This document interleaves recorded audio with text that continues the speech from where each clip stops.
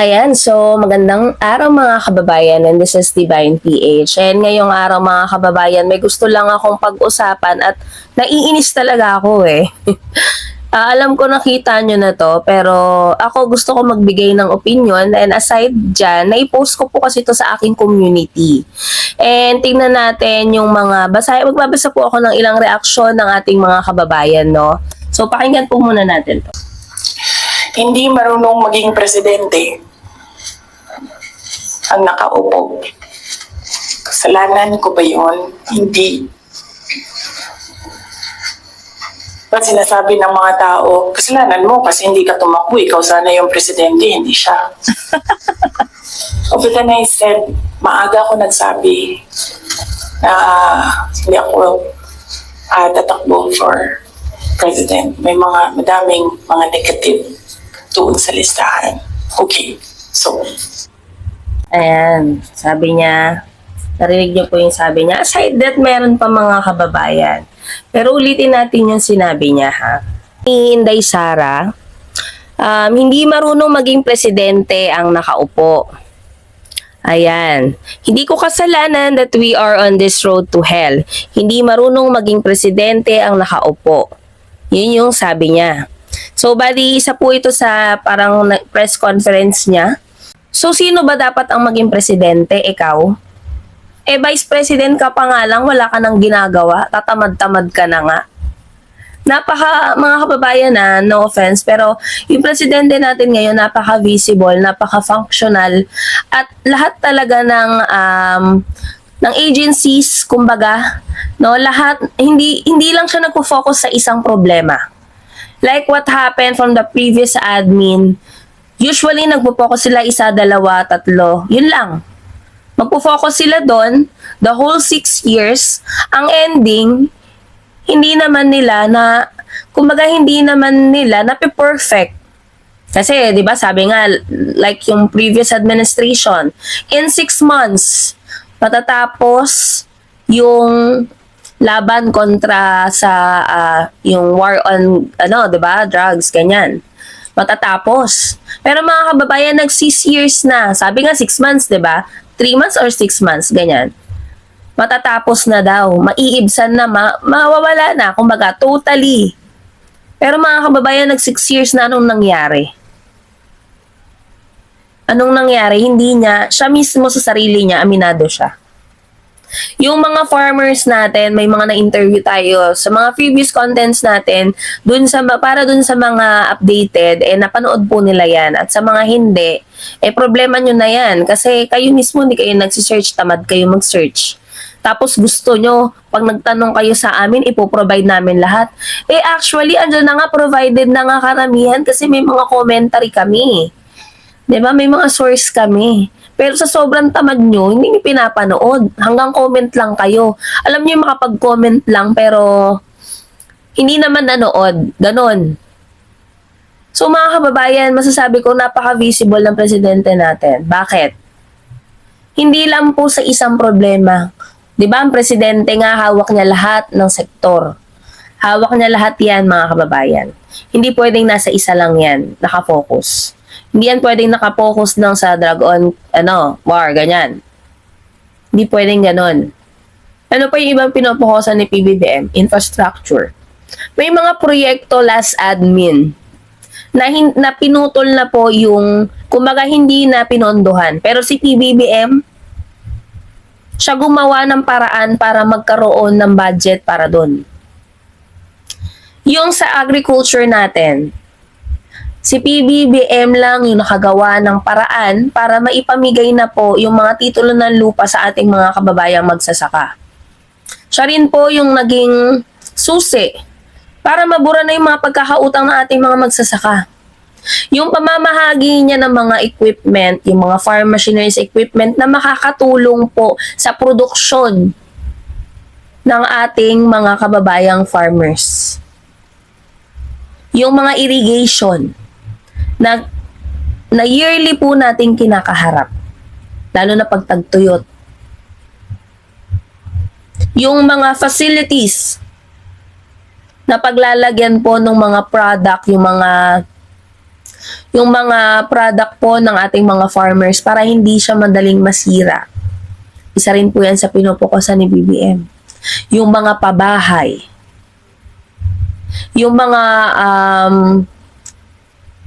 farm to market roads para po hindi na kasi ang nangyayari kaya may farm to market roads para mas mapapabilis po yung transpo, no, yung kumbaga kesa magsayang ka ng oras na napakahaba, syempre gasolina din yun dun sa farm to market roads na projects po ni PBBM, liliit iiksi yung span ng travel. So, syempre, malilesen yung expenses. Yung love for all, yung mga bus, yung mga, in terms of healthcare, I mean, nakafocus din si PBBM. Sabi ko nga sa inyo, ang presidente, hindi lang isa ang hawak niyan. Marami yang hawak. Hindi pwedeng sa isa ka lang magpo-focus.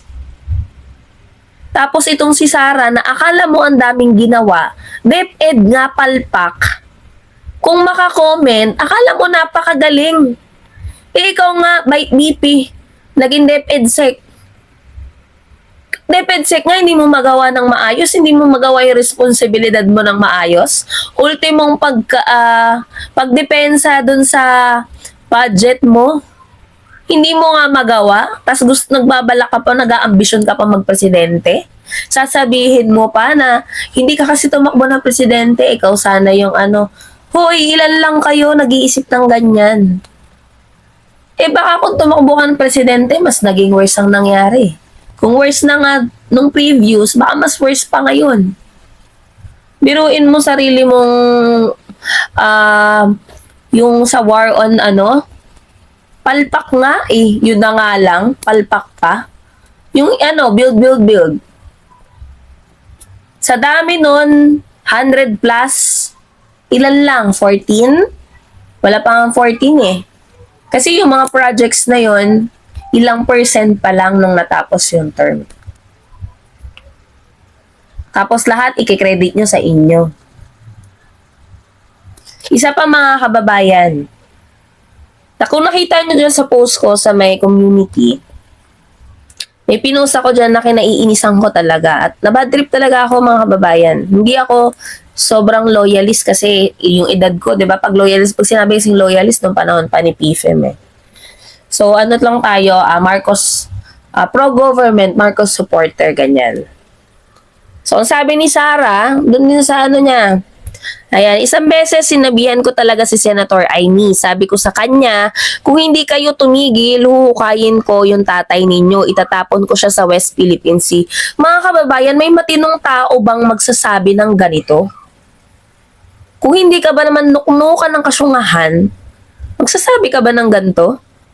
Kahit sino mga kababayan kahit sino sa atin na mahal natin sa buhay gaganyanin, sasabihan ng ganyan, anong pakiramdam?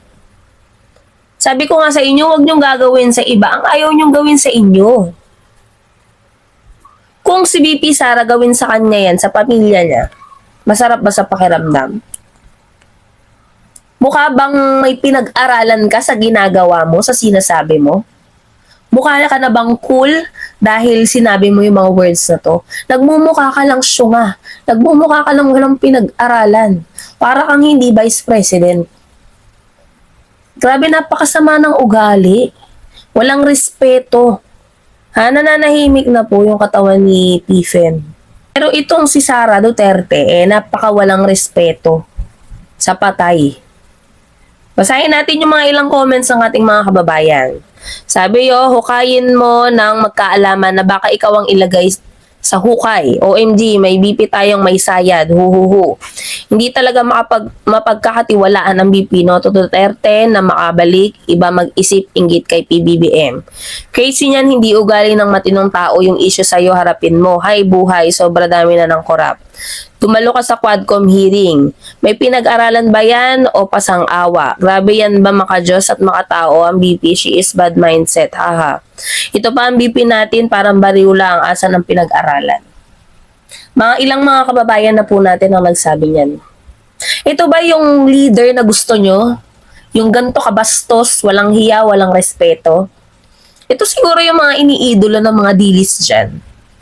O, may masasaktan na naman. Eh, panigurado naman ako sa inyo, proud na proud pa kayo nung sinabi ni Sarah to. Ganyan kayo kawalang hiya. Ganyan kayo kabastos. Sana hindi mangyari sa inyo, no? Sana hindi mangyari sa inyo yung sinasabi ni Inday Sara.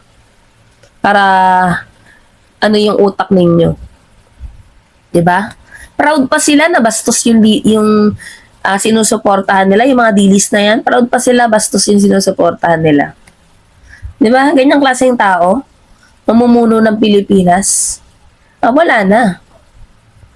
Aside sa magiging probinsya tayo ng China, magiging bastos na lahat ng tao. 'Di ba? Proud pa yung mga yan, yung mga didilis na yan. Baka ganyan ang ituturo nila sa mga susunod na henerasyon. Nakakahiya kayo. At nakakahiya ka, Vice President Sara Duterte. Wala kang respeto at wala kang pinag-aralan. So, huwag tayo tutulad sa mga ganitong klaseng tao. Yung mga ganyang klaseng tao. Ano na yan eh. Wala nang pag-asa. So yun lang mga kababayan, grabe pa rin, naiinis pa rin ako hanggang ngayon nung nabasa ko to. Actually, hindi ko siya napanood, nakita ko lang yung mga parang post. And then tinignan ko. Doon, lalo akong na bad trip. So syempre kahit sino naman mga kababayan, bastusin yung gano'n, di ba? Kahit nasabihin, kahit hindi sa akin nangyari, sa ibang tao nangyari, nakakagalit siya.